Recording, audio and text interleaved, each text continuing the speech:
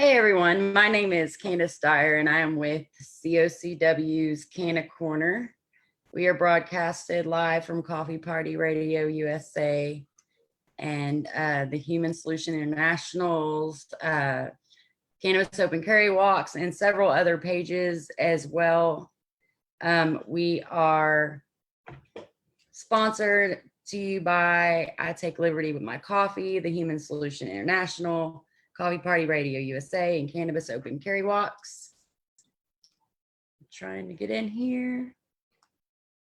Cool.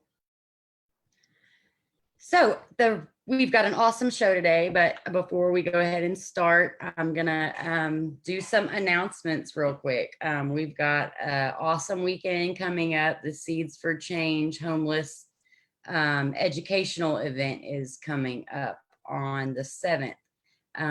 A lot of the COCW crew, myself, Jay, I believe Sean and Jeremy are going to be able to make this one. Mandy, Loretta, just the whole crew will be up in Austin at the Texas Music Ranch on the 7th from 2 o'clock, still pending on closing time, but 2 p.m.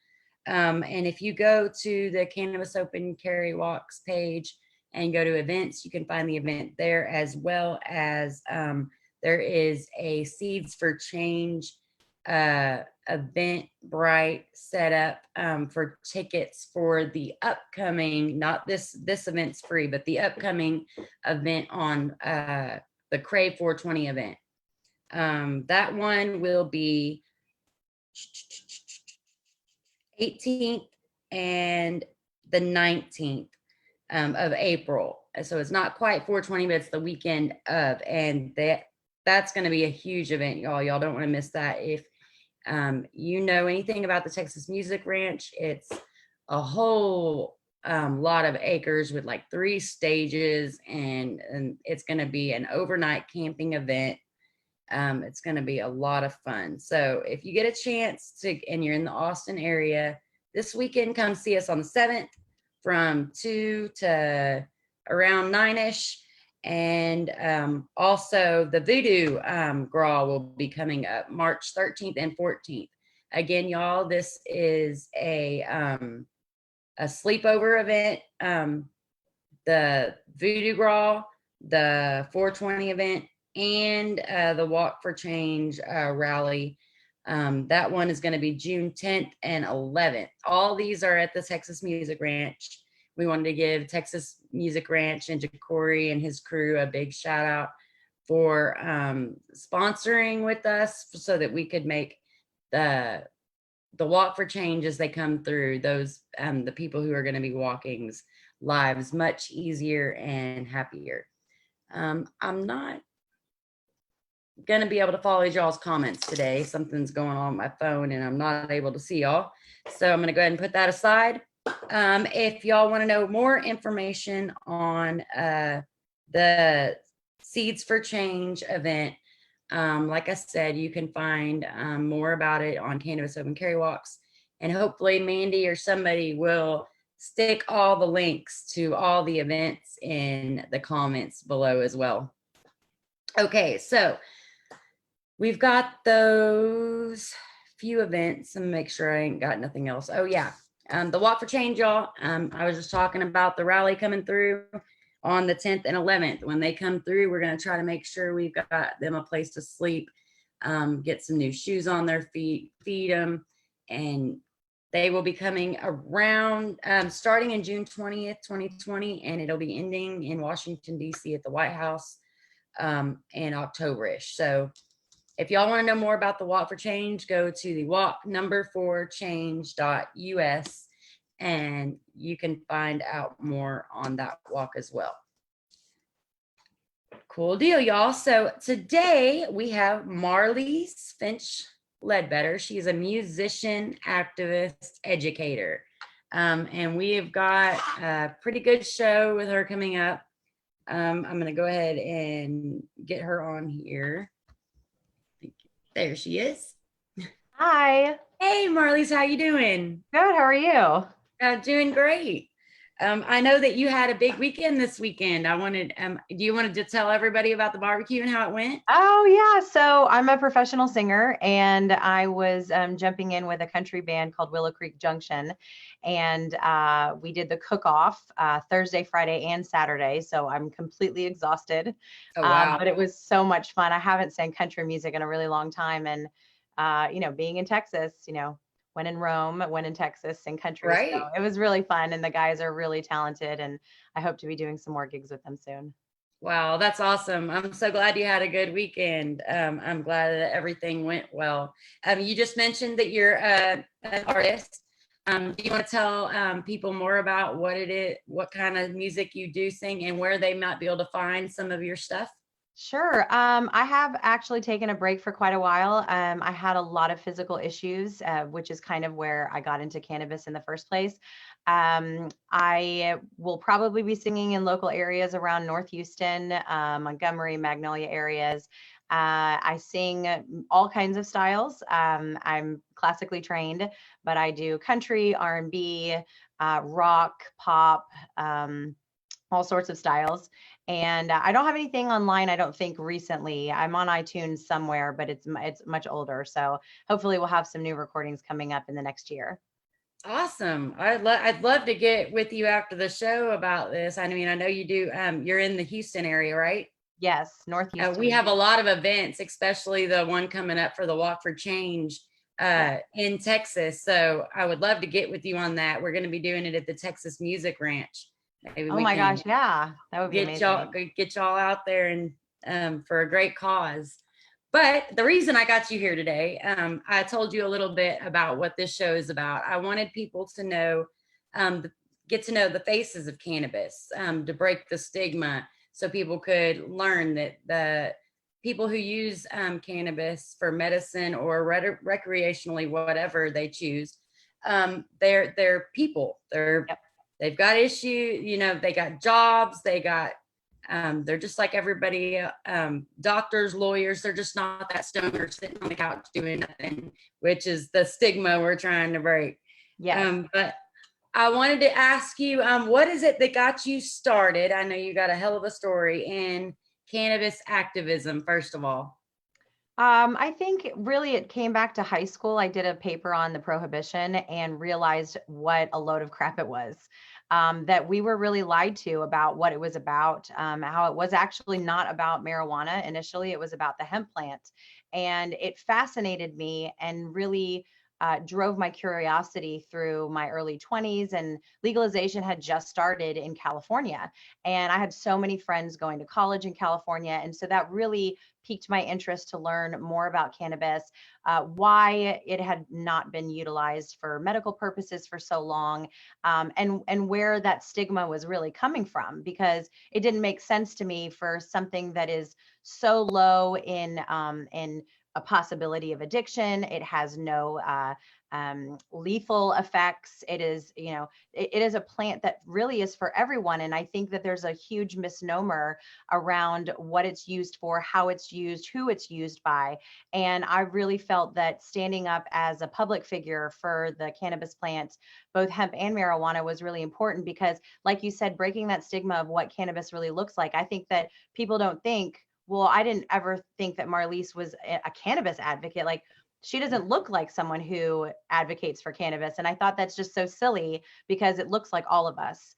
Right. And it's an industry that is beautiful and growing and is changing lives and saving lives. It saved my life. And so I really want to stand on any stage I could possibly be on, because I'm very comfortable on stage, and speak about it and educate people, because I've done a lot of education myself, with doctors and seminars and certifications, so that people can come to me and really understand the full force of cannabis as a whole, as the industry, advocacy, and environmental. Oh wow, right, definitely. Well, I thank you and applaud you for getting out there and stepping up and coming out of the closet, so to speak. There's a lot of people who are still in the closet because they're scared to even say they smoke or have smoked or anything, just because of that stigma, and Hmm. people will think they're, a bad person, and Right. it's not. You're not a bad person just because you choose to medicate a natural healthier way than prescription pills. Yes. I know that you said you have health issues. I wanted to kind of get you to touch base with Yeah. our viewers on what exactly you are going through and what started you down this medication journey. Sure. So it really started when I was born. My father was in Vietnam, and he was exposed directly to Agent Orange. He actually dropped it from his helicopter. So it had full exposure, and that led to some sterilization issues, some miscarriage issues with my parents being able to have babies. So I was the first viable child. But when I was born, my right leg wasn't as long as my left leg. And they didn't really make the connection to the Agent Orange issue until much later, but that's really where it started. So on top of Agent Orange exposure, not just having different size limbs, but it can create scoliosis, spina bifida, mental issues like chronic depression, bipolar disorder, ADHD, issues keeping a job, keeping relationships. There's like 25, 30 different ailments that come from exposure from Agent Orange. And when you get direct exposure, it gets passed down. And so it was in my DNA, and then my daughter might possibly have some issues. We haven't seen any yet, but I got the brunt of it, and my right leg wasn't growing properly when I was a girl. I developed scoliosis because of that, and then I also, in my late teens, started developing numbness in my limbs. And it ended up being peripheral neuropathy, and that numbness kept growing and growing and creeping up my legs. And at one point, I couldn't feel my hands anymore, and I'm a pianist as well as a vocalist, but I noticed that I was losing strength in my vocal cords. I was losing strength in my hands. I couldn't even feel my hands to play piano. Started creeping up my arms into my shoulders. Even my neck started feeling numb and burning. My feet, at one point, I had to stop wearing heels because it was just burning like a blowtorch was on them at all times. And then on the other side, the mental side, I was diagnosed bipolar when I was in 7th grade. I was medicated until I was in my 30s for depression, ADHD, bipolar disorder. And I really feel that the 2 suicide attempts that I did have, and I just want to put that out there, like, I am a suicide survivor. I truly do believe that I don't think naturally I would have attempted it had I not been on medication. I really think that it changed the way that I thought of things, because naturally I'm a pretty fun-loving person. I sometimes will keep to myself, but overall, that's just not my nature. I love life. I love living it to the fullest. I'm almost, sometimes manic about how much I love life. So it's really odd for me to go that direction. My personality started changing. The things that I wanted in life started changing, and I wasn't myself anymore. And both physically and mentally, I was completely depressed, and I couldn't find anything to help me. Gabapentin and the pain pills and all of the mental, antipsychotics and things like that were just breaking my body down. And it got worse in my 20s, and progressed to, I started having seizures. I started losing time, kind of like a blackout, where I wouldn't remember things at work. I wouldn't remember going out with friends. Of course, I was partaking in cocktails, so I was mixing alcohol and meds, and that was very, very dangerous. And I look back and think, I don't know how I was alive some of those times. But when I started having seizures, it progressed to a grand mal. I had a tonic-clonic. I lost consciousness. I smashed my head on the bathtub and had to go through basically a light brain surgery. So kind of lost an entire year. Couldn't remember anything, had to go through therapy, had to learn how to almost walk again. My right leg I was having trouble with. I couldn't use my hands again. I couldn't remember words. Short-term memory was gone. I couldn't make a complete sentence. And we had already been cannabis activists. So, I mean, we already were for the plant. We both lived in states where it was legal, so it was easy to use. But when we came back to Texas, it wasn't available anymore. And I wasn't comfortable utilizing products that I didn't know where they came from, the source of it. A lot of people are still comfortable utilizing dealers and things like that. But if I don't know the actual dispensary and farm it comes from, I'm not going to use it. And so we had a lot of trouble with that until my husband heard a podcast talking about CBD. and that it was going into legalization, that the hemp plant was going to be part of the 2014 Farm Bill. And so we immediately purchased as much as we could afford. And my husband was like, "You're going to start taking this. This is the answer. I know it is. If you can use cannabis and not get high, that would be the perfect answer for you, because, you know, I have to work." I supported my Right. family at that time. And sure enough, within 6 months, almost all of my major symptoms were gone, Wow. completely gone. I felt like myself again. Now, of course, it took about a year and a half for the neuropathy to completely go away, to Right. really start feeling all of my body parts again. You know, my vocal cords were getting healthier again. My skin was getting better. I had eczema issues. My hair was falling out at one point, and just it was like a rapid change. Within Right. a year and a half, I was like this totally different person again, almost like the person I was before the medications, before they started me on the Ritalin and I can't even remember what depression medication I was on in middle school. And Right. I look back going like, I would never give my 11 and a half-year-old those medications. Like, Right. it blows my mind. And but that was part of our culture, right? I mean, my parents didn't know. My you know, friends and family members all used those medications too. I mean, that was what was available. And did it maybe make me feel better for a little bit? Yeah, but I wasn't myself. So CBD oil became the answer, and I couldn't stop telling people about it. I was like, "You Right. guys, do you realize what all this does?" And so many people were like, "I don't know. That's marijuana. That's cannabis. That's hemp. I don't know about that." But once I started really diving in and going to seminars and learning from cannabis doctors and starting education, I mean, I've read maybe 70 something books on cannabis. I've studied terpenes, I've studied cannabinoids, the Wow. endocannabinoid system, like everything I could get a hold of, I dove into, because I felt like if I'm going to tell people about CBD oil or anything cannabis, I have to convince them that not only do I have a great story and a testimony, but also that I'm educated and I can help uncover where their real truth of why they're afraid of it is coming from. Like, Exactly. what is the root of this? And that helped because people trusted me as an advisor. And then sure enough, it started becoming a job for me, a side hustle, right?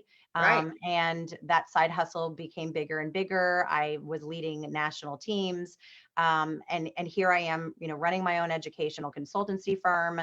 You know, people reach out to me. I do medical integrations for doctor offices so that they can understand how to utilize cannabis, how to refer them to cannabis doctors within Texas and outside of Texas. I work with people all over the country that maybe are just stepping into recreational use, or they're just stepping into medical marijuana use, and they don't know what to get, and they're not comfortable with maybe the bud tenders or whoever is helping Right. them at these stores, because it's kind of scary. Like, when you first get into it, there's all this bud everywhere. What do I use? And so they thought, you know, Marlies can guide me because she knows so much about the flower and the Right. different strains and terpene levels. And so I will literally tell them, these are the levels you should look for, and these are the cannabinoids you should look for. And here's a flower vaporizer you can use so you don't, you know, burn Right. your throat. Or here's a type of bong you can use. Or here's a CBD oil that's not going to get you high at all, that can still give you all of the benefits of what a marijuana plant can do. And that's about 95% of people don't necessarily need to go the marijuana route. There's very specific ailments that need to be treated with THC, with THCA, with THCP now that we've found out. Right. There are cannabinoids that are very strong for anti-anxiety in very small doses, CBG. And so teaching people about that and helping them understand created a career. And I never thought in a million years that I'd be doing this, but it's awesome. I love every moment of it. And every single day I get to change someone's life. That is awesome. I know some of the one of the main things that I like so much about being in this community is the stories and the people that you touch. You know what I mean? And the people that they didn't understand that this might be able to help them, and then once they started getting help and it changed their lives, they were able to get off the pain pills and all the drugs that are so bad for us. That is my favorite part, is just the stories, to hear everybody's Oh yeah. stories, and you've got a great one. Thank you. Man, it's amazing. I'm so proud of everything that you're accomplishing, Thank you. especially you're saying you're reaching out to these doctors, because that we need that. We need, they don't understand. They haven't been taught enough about it. What No. they do know is all lies and propaganda. You know what I mean? It's And true. they They don't definitely, even know that the endocannabinoid system exists. exactly. And it was discovered in 94 in Israel. And it just blows my mind that this system is the most superior system in our human body. It is what regulates all of the chemical production, our balancing act, how we heal ourselves. Like, our human body is actually quite extraordinary. And we Right. don't need to be pushing pills in our body for most things. Plants and healthy lifestyles and a more predominantly alkaline diet. All of these things we can do to keep ourselves healthy, but there's too much of the lifestyle that people just want to take a pill and fix it. Right. And it's so much more than that. Getting outside, getting vitamin D from the sun, like getting exercise, even if it's walking around a mall or something. And so I try to teach that as well, and help them understand what the endocannabinoid system really does, because it's not necessarily these cannabinoids that are healing us. They're activating our body and making us able to produce the chemicals. So let's say you have too much adrenaline and you have lots of anxiety. There are chemicals our body produces to push that back down, to create a calming effect. And serotonin and dopamine and all of these things, melatonin to help us sleep, those are all regulated by the endocannabinoid system. So when we give ourselves plant cannabinoids, our body is able to be activated and functioning properly, because so many diseases are actually tied to the lack of the endocannabinoid system being able to function properly. And we found that some of the most misdiagnosed diseases, like fibromyalgia, has just been so predominant lately. And a lot of people are doing research finding out that the reason there's so many different symptoms is because literally our body is completely off balance. Our endocannabinoid system isn't working properly. And when people find out how CBD works, and then they see the testimonies of these people that have had life-changing results, gone from being on disability to going back to work and driving a car again and going on vacations, and it's like, how did that happen in a year? These people have been struggling for 8, 10, 20 years, and boom, CBD activated their systems, and now their body's healing itself. And it's like, get that through your head. We have something that is going to change the world, not only for medicine, but for the environment.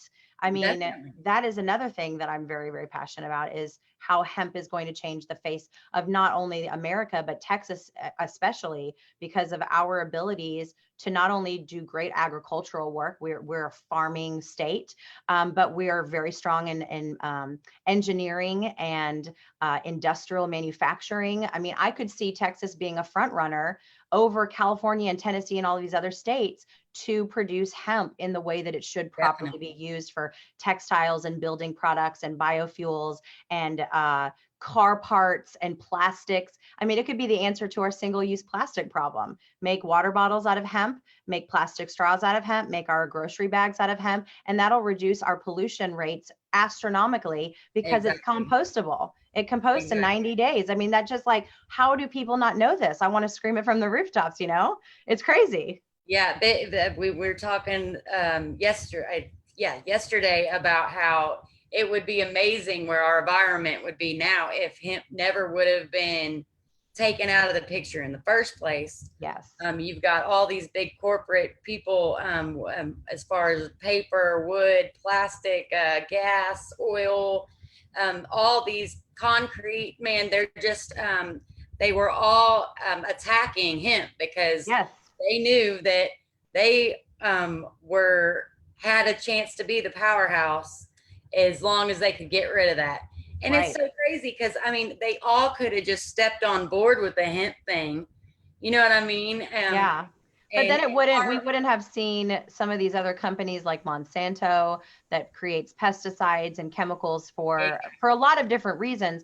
But the cotton industry had to use so much water and so many different pesticides and cleaning agents and bleaches and things like that. And so it created a lot of other industries that in terms of capitalism, yes, that's a good thing. You want to create jobs and create industries around something that's very profitable. But when we didn't look long term, what is that going to do, using paper products instead of hemp products, making plastics out of petroleum instead of hemp biofuel, and or all of these things. And so I don't think that we had explored it enough. We were just coming out of the kick of the industrial era, and the greed from, you know, Hearst Media and Dow Chemicals and all of these different companies.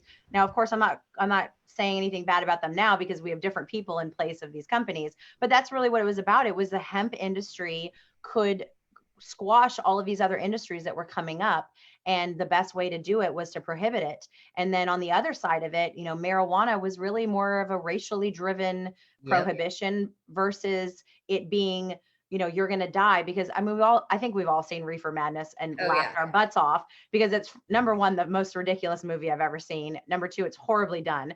And number three, I don't know anyone, and I've been around a lot of people that have used cannabis. Not one person has ever been angry or wanted to take advantage of a woman. Or, I mean, sometimes you feel a little bit too loopy, but man, Right. it was just so poorly portraying what marijuana really is. And alcohol is 1,000 million times worse than anything that we could possibly think of, in terms of, you know, even psilocybin and LSD and cannabis are just so low on the addiction and fatality Right. level. And then you've got opiates over here that are basically heroin, that It have is. high substance abuse issues. They're extremely lethal in even small doses, and destroys your body. It's like, it's such a huge difference. Yet this one is completely, you know, misunderstood and Right. thought of as evil. And And it's people don't realize that all the these the heroin epidemic and all that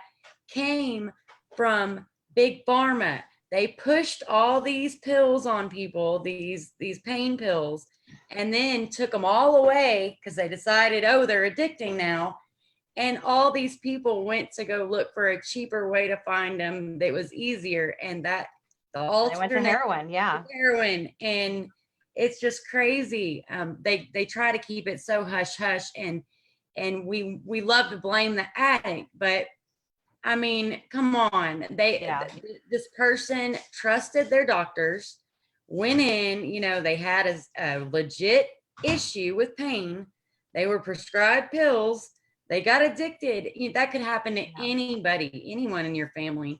Um, I think the medical community, though, is really taking a big awareness to the issue, because I have so many people that are being referred to me to get off of their pain right, meds. I have pain management doctors that are working with me, and so I think that it is slowly changing, and it's been more rapid in the last year, especially here in Texas, right, because we did legalize the lower levels of THC, 0.3% and below in Texas. And that happened in June. So it really hasn't been that long of a time for us to have full spectrum CBD. And then the teacups, the compassionate use program in Texas, is only 0.5% THC. So it's right. not that much higher.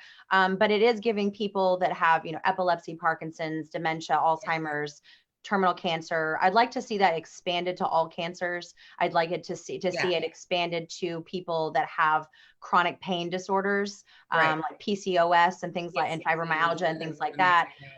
Yeah, Yeah, that so that they can get access to stuff that is not expensive, because I've seen the pricing on these programs and it's just outrageous when you can just buy a bottle of CBD oil that's 0.2% difference in right, THC levels and get the same results almost. So hopefully we'll see those changes happen in the near future. But as long as it's not happening, I'm just going to keep pushing, you know, a high quality CBD brand, right, something that's organic, and I can teach my clients how to use it and why to use it, how important it is to find your optimal dose. I think that a lot of issues with CBD oil is that people think more is more. right, You're used to taking 2 aspirin. If you take 4 aspirin, your pain level is lower, right? But with cannabis, it's biphasic. So kind of like a cocktail, you can have one cocktail and feel great. You have 5 cocktails and you're crying and right, you're angry, right? So cannabis is the same way. You take too little, it may not be effective. You take too much, and then it can actually exacerbate all of the issues that you have. So finding those optimal doses is so important. And I try right. to tell people, microdose, take small, tiny little amounts like droplets under your tongue, figure out what works best for your body, because more people are sensitive. And you take too much, you might have CBD oil working for you for a week, or cannabis for a week, and then you max out yourself, and then you have to do a reset. And people don't realize that you can actually oversaturate or overstimulate your endocannabinoid system. And so a lot of people come to me and they've already used CBD, it wasn't working for them properly, and then I just guide them on how to use it properly again. Right. Yeah, it's always better to start out at a lower dose, especially for people who haven't smoked. Start out low and find out what's best for you. And your body will build a tolerance too. I mean, even if you've never tried like marijuana, and I have customers, I have a huge following in Boston, and they always contact me and they're like, how much should I take? And so I start them out on a very, very low amount of THC, because as their body gets used to it, they won't feel that out of body experience or that really heady cerebral feeling. They're going to get more comfortable with it. And then they're going to really feel like they can do everyday things, drive cars, go to work out, cook dinner, and not feel impaired, because the body does.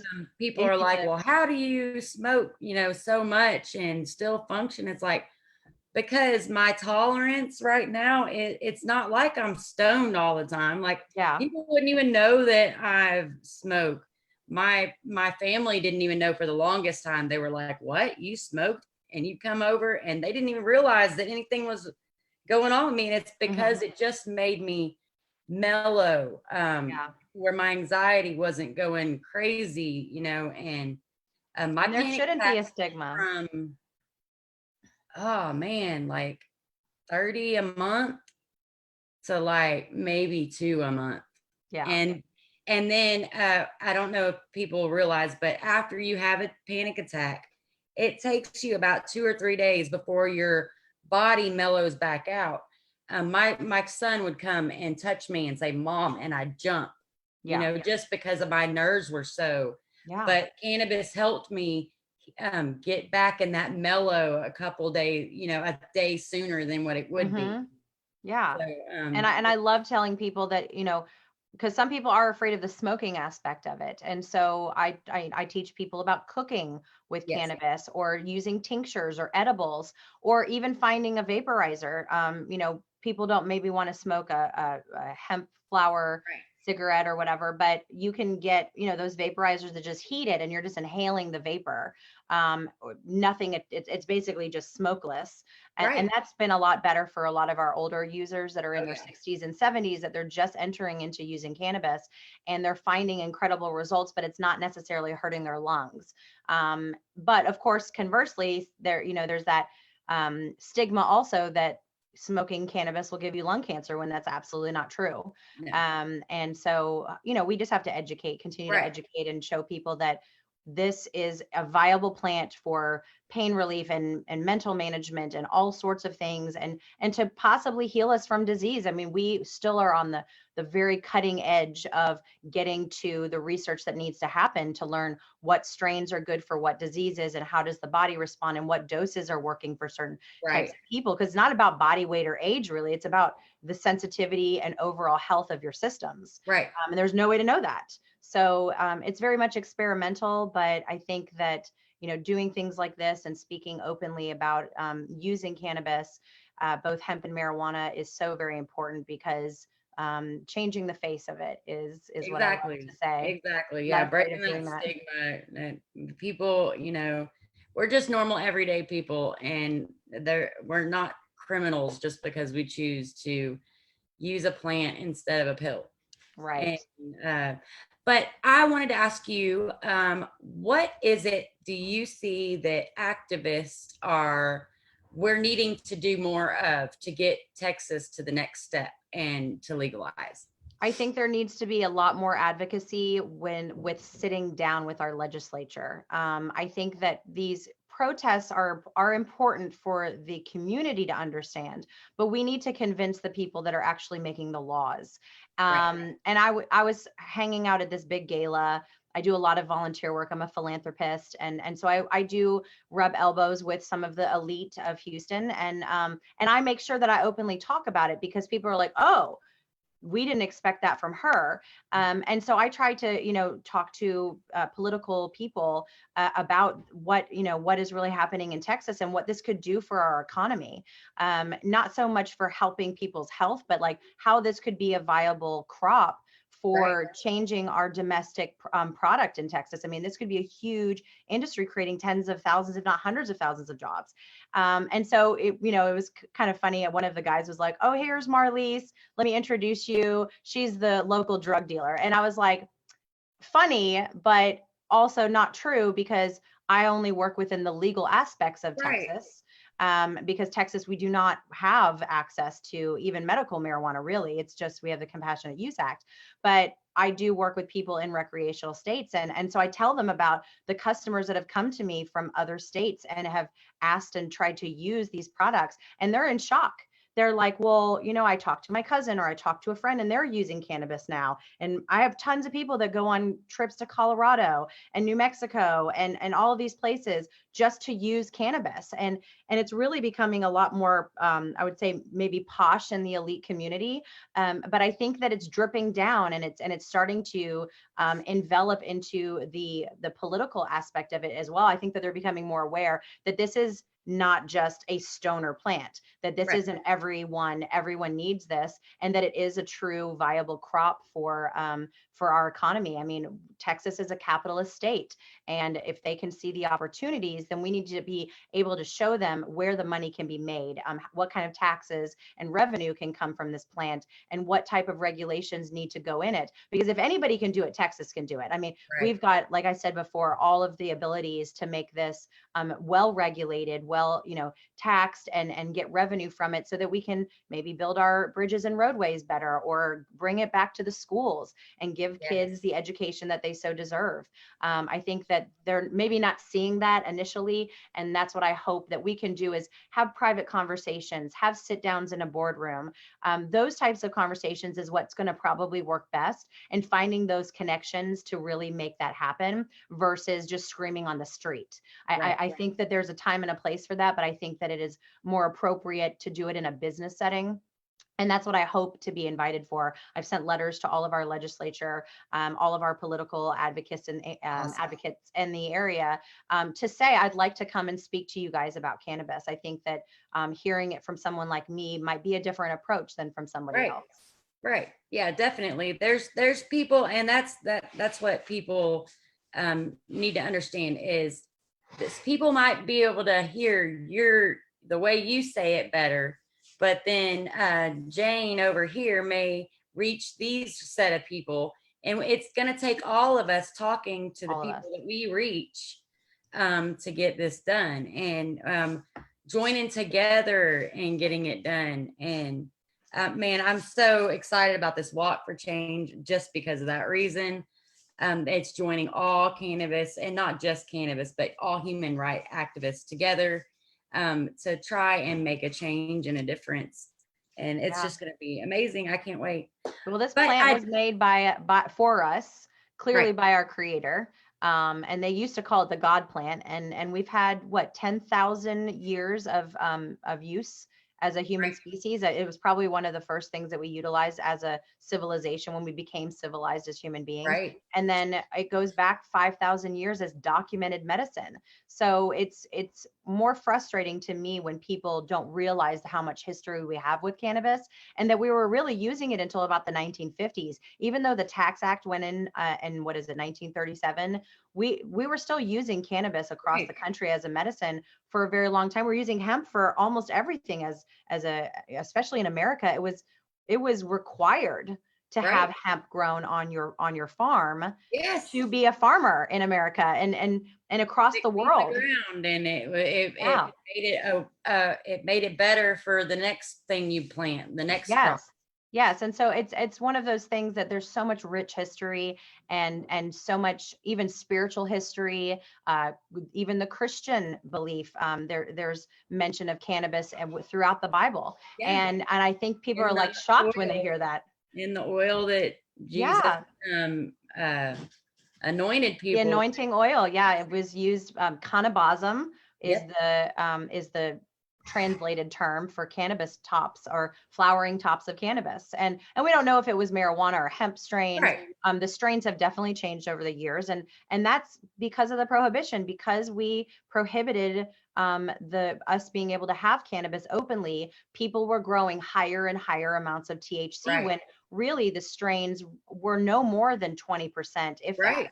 Probably around 10, 15% THC max in your hottest climates, because THC tends to go higher. And that's Right. what I'm worried about in Texas. They're like, we have to keep it under 0.3% THC. But if we have a heat wave, like, what are they going to do if the THC is higher? I don't know. We haven't even. One of the things that I heard I went to the hemp, the open hearing, the meeting they had about the agriculture and hemp. And that was one of the things that they were saying was that Texas is just so high, and it would be so hard to keep it under that. But then not only that, but if it is caught to be higher, they'd burn it. Like, yeah, why would you burn it? Give it to a state that it's legal for medicine. Like, why would you burn it? Well, and that's the thing, is people are asking me about planting and farming hemp, and I'm like, we haven't even figured out what strains work here. They're still doing soil testing. Prairie View A&M is doing a huge research study, even checking the like cellular structure of these seed strains to figure out what's going to work best here, because we do have a very diverse climate all over Texas. We have temperate and tropical and desert and rocky soil, and it's good. So it's going to be different everywhere. But I really want to see that 0.3% go to 1%. Honestly, I think that if we can allow hemp to grow in its natural state and not be worried about the THC levels, we're not talking about levels that are going to make people high. Exactly. Now, if someone is very, very, very sensitive, yes, there's always a chance that that tiny amount of THC could make them feel off.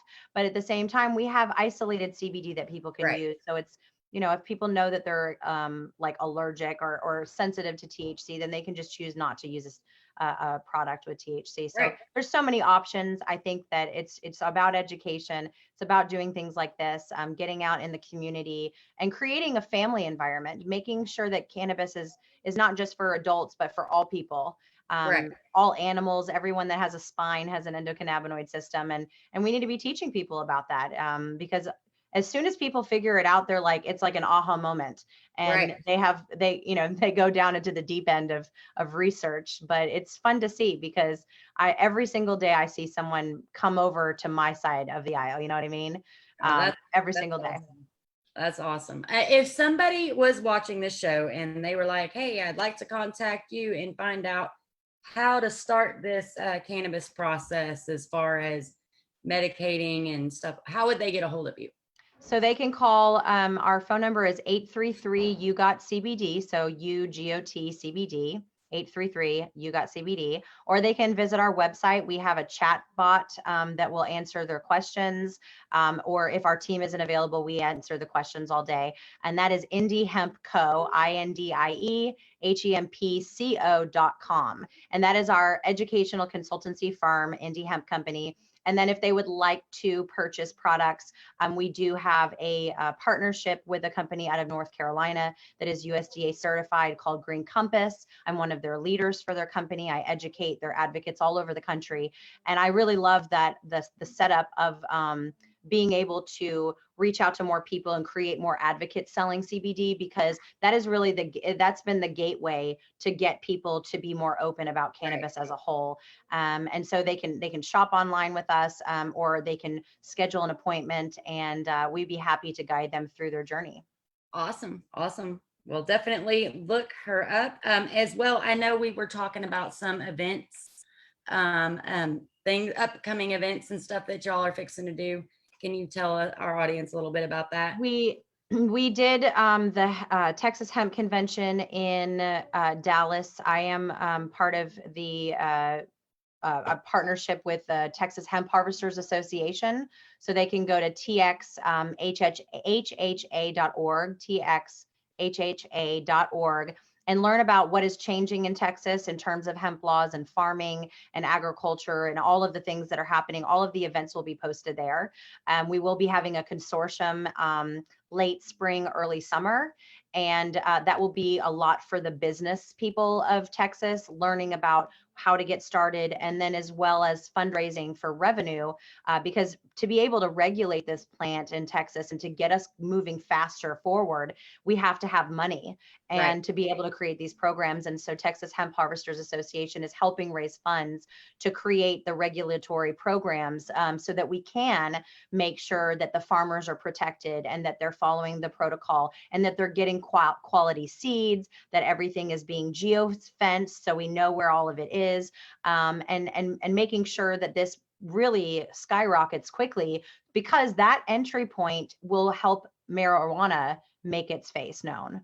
And I'd like to see our medical marijuana change in Texas, as well as, you know, maybe eventually having recreational. I don't know if Texas is ready for that yet, but we are very much ready for medical marijuana. And I think that with the right regulatory body and making the right laws around it, not being too necessarily strict, but making sure that our people are getting quality products, because there's so much crap on the market right now. Even in dispensaries, I've seen really crappy products, and I do not want to see that happen to Texas. I don't want to see any imported hemp or cannabis products. We should be able to get all of our stuff from America. We've had enough states grow for 20 plus years that we can take their expertise and bring it to Texas and make it very viable and safe. And I also feel that the prohibition makes us more unsafe.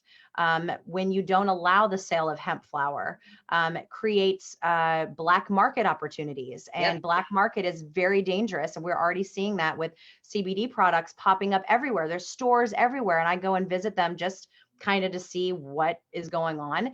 And they don't know where the hemp is coming from. They don't know where the bottles are coming from. They don't know where it's manufactured. And then we've had bottles tested that have had astronomical levels of pesticides, heavy metals, and chemical solvents. And that makes me think there's probably 80% of the products out there that shouldn't be on the shelves.